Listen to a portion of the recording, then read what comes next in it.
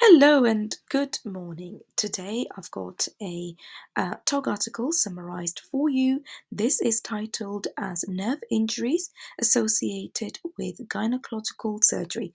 Now, this is not only helpful for your MRCOG revision, but also for your clinical practice. So stay tuned and don't forget to hit the like button and subscribe to my channel if you haven't already. Right, three types of nerve injury as listed in this table. There is neuropraxia, which is external nerve compression. This recovery of this can be within weeks to months.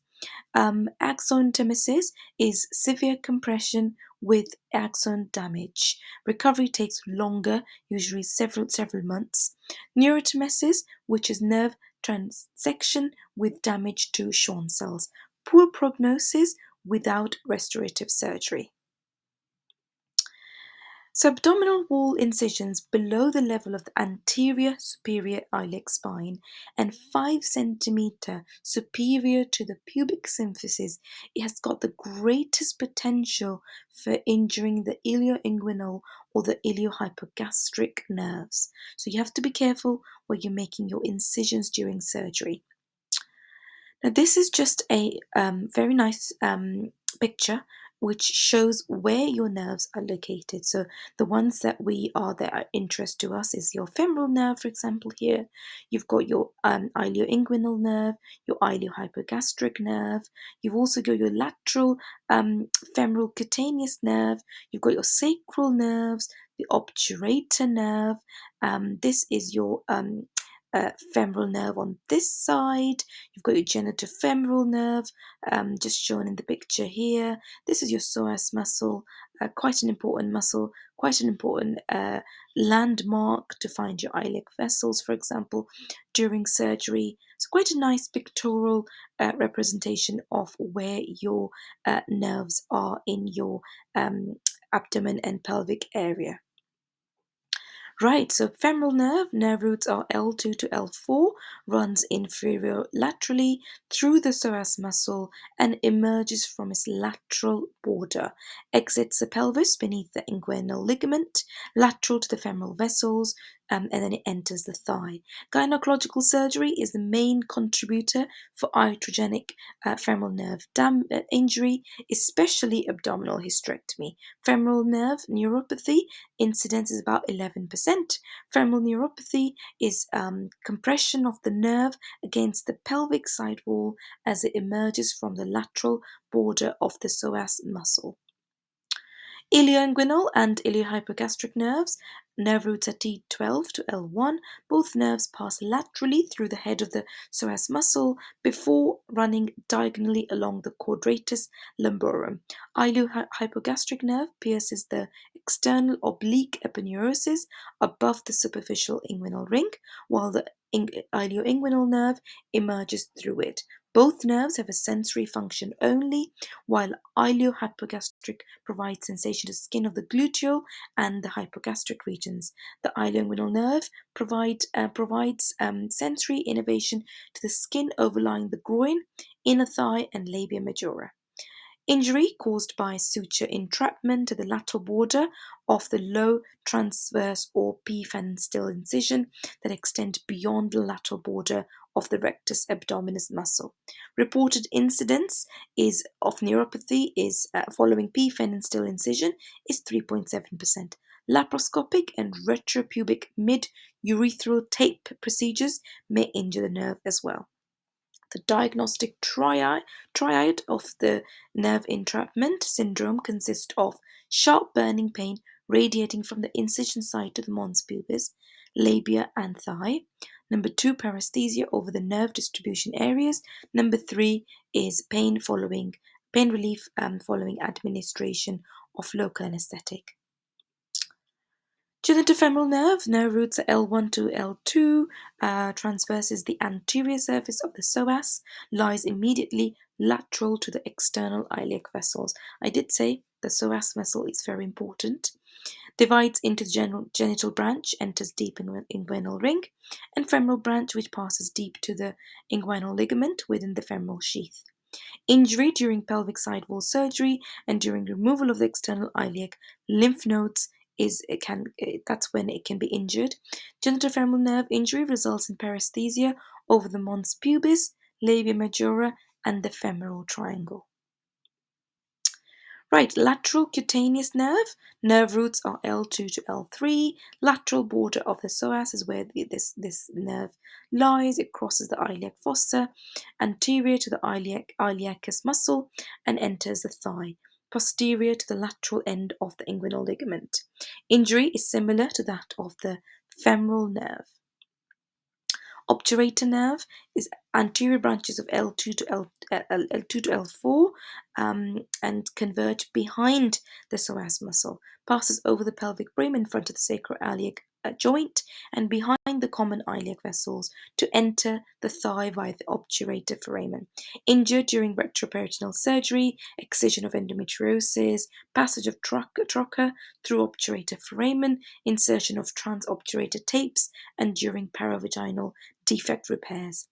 Neuropathy is sensory loss in the upper medial thigh and motor weakness in hip adductors. That's ADD adductors. Sciatic and common perineal nerve. Nerve roots for the sciatic nerve is L4 to S3. It emerges from the pelvis below the piriformis muscle, curving laterally and downward through the gluteal region. Initially lies midway between the posterior superior iliac spine and the ischial tuberosity. Lower down in the thigh, it courses midway between the ischial tuberosity and the greater trochanter. Then the common perineal nerve and tibial nerve are the two derivatives in the mid-thigh. Common perineal nerve winds forward around the neck of the fibula. Injured at the sciatic notch is your common perineal nerve, and lateral aspect of the fibula is your tibial nerve. Both nerves are susceptible to stretch injuries from hyperflexion of the thighs in improper lithotomy positions. Furthermore, common perineal nerve may be compressed at the fibular neck in lithotomy. Sciatic nerve injury presents as sensory impairment below the knee and weakness of hip extension and knee flexion. Foot drop is reported when common perineal nerve is injured, along with paresthesia over the calf and the dorsum of the foot. Pudendal nerve is S2 to S4.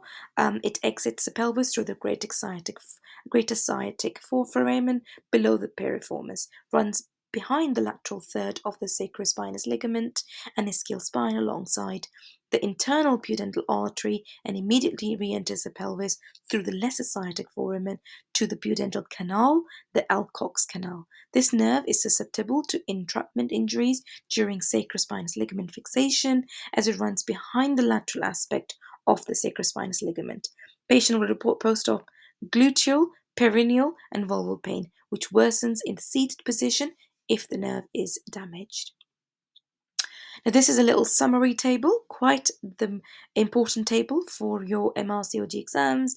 It gives you all the different nerves, all their origins, sensory function, motor function, and clinical presentation, which is the most common clinical picture that you're going to see when you're going to have these nerve roots damage. Spend a few minutes on this table.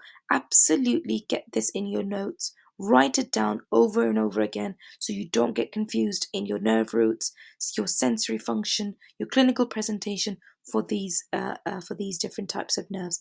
Very, very, very important for your MRCOG exams.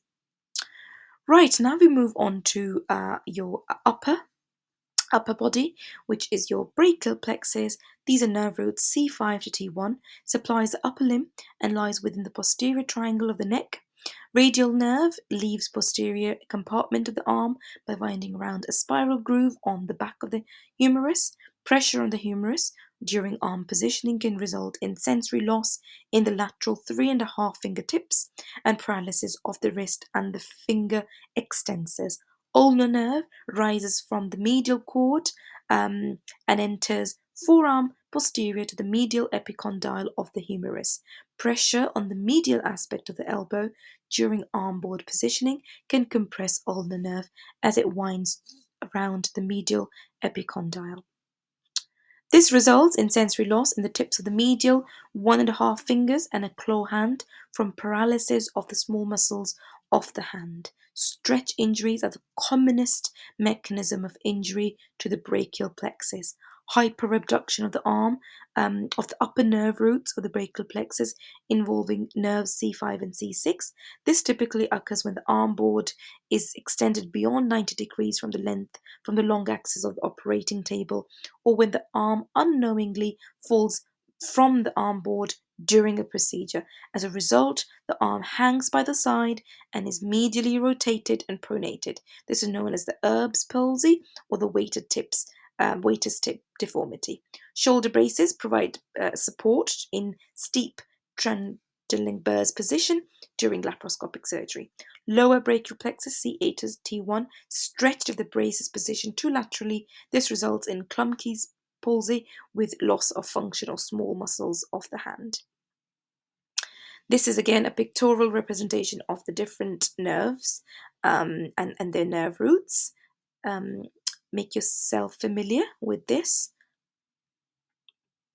This is again a table, very, very important for your MRCOG exams. Tells you the different nerves, their origins, their sensory function, motor function, and then the clinical presentation. So you can easily get EMQs on this or SBA questions where they ask you, the patient presents with a claw hand, what nerve could be damaged, and so forth. Right, so treatment of nerve injuries. Now, good news is most will resolve spontaneously. Sensory neuropathies resolve within 5 days. Motor deficits can take up to 10 weeks. Some neuropathies will last over a year. Neurological examination and EMG studies are done for diagnosis, and referral to neurologist is recommended once a neuropathy is picked up. For any neuropathic pain, for example, neurogenic pain, you can give them tricyclic antidepressants or TCAs or GABA antagonists to help with that.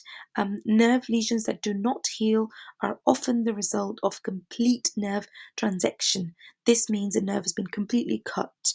So this requires referral to a specialist in order to have microsurgery, which means that the nerve ends are put together. So it's called tension-free end-to-end anastomosis.